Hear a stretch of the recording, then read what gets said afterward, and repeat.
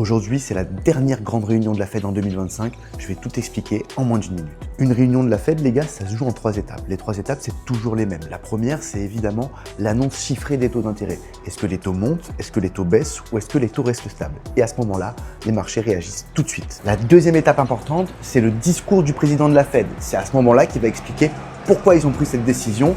Globalement, ça a créé un deuxième mouvement sur les marchés. La troisième étape, c'est les questions aux journalistes. C'est souvent, les gars, l'étape la plus imprévisible parce que les questions ne sont pas anticipées et Jérôme Powell répond en général, en direct, sans filtre. Voilà, l'idée c'est de comprendre qu'à ce moment-là, on a un troisième mouvement qui se met en place sur les marchés. Une baisse de taux, on le sait, c'est plutôt positif pour les marchés actions et les marchés crypto.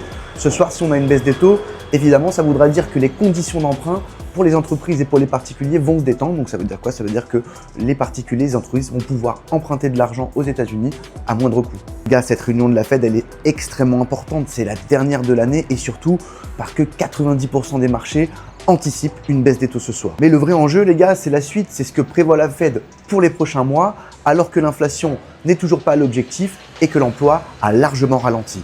Cette réunion, elle va nous donner des indicateurs clés pour 2026. Par exemple, combien de baisses de taux les gouverneurs de la Fed anticipent et à quel rythme. Et quand on sait que la Fed n'a jamais été aussi divisée, on sait que les prochains mois seront évidemment volatiles.